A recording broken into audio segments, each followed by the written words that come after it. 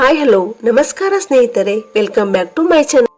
ಅಡುಗೆ ಕೆಳದಂತೆ ಯಾವ ರೀತಿ ಮುಂಜಾಗ್ರತೆ ವಹಿಸಬೇಕು ಬನ್ನಿ ನೋಡೋಣ. ಬಟಾಣೆ, ಅವರೆ, ತೊಗರಿ ಮುಂತಾದ ಕಾಳುಗಳನ್ನು ಬೇಯಿಸುವಾಗ ಚಿಟಿಕೆ ಅರಿಶಿನ ಹಾಗೂ 1 ಚಮಚ ಬಾದಾಮಿ ಎಣ್ಣೆಯನ್ನು ಹಾಕಿ ಬೇಯಿಸಿ. ಇದರಿಂದ ಕಾಳುಗಳು ತಾಜಾ ರೀತಿಯೇ ಇರುತ್ತವೆ. ಹಾಗಲಕಾಯಿ, ಹೀರೆಕಾಯಿ ಹಾಗೂ ತೊಂಡೆಕಾಯಿ ಮುಂತಾದ ತರಕಾರಿಗಳನ್ನು ಬೇಯಿಸುವಾಗ ಸ್ವಲ್ಪ ಸಕ್ಕರೆ ಹಾಕಿ ಬೇಯಿಸಿದರೆ ತರಕಾರಿ ಬಣ್ಣ ಮಾಸುವುದಿಲ್ಲ.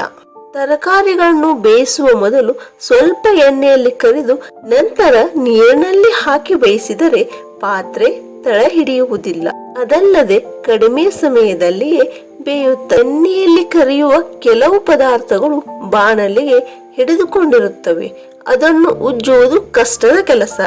ಆದ್ದರಿಂದ ತಳ ಹಿಡಿದ ಬಾಣಲೆಗೆ ತಣ್ಣನೆಯ ನೀರು ಹಾಕಿ 5 ನಿಮಿಷ ನೆನೆಸಿಡಿ.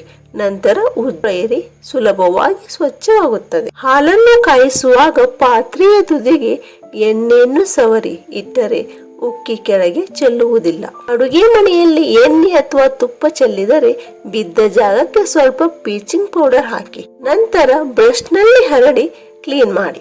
ಫ್ರಿಡ್ಜ್ ನಲ್ಲಿ ಇಟ್ಟ ಪನ್ನೀರ್ ಗಟ್ಟಿಯಾದರೆ ಅದನ್ನು ಮೃದುವಾಗಿಸಲು ಬಿಸಿ ಉಪ್ಪು ನೀರಿನಲ್ಲಿ ಸ್ವಲ್ಪ ಹೊತ್ತು ಹಾಕಿಡಿ. ಸ್ವಲ್ಪ ಸಮಯದ ನಂತರ ಅದು ಮೃದುವಾಗುತ್ತದೆ, ಅಲ್ಲದೆ ರುಚಿ ಕೂಡ ಹೆಚ್ಚುತ್ತದೆ.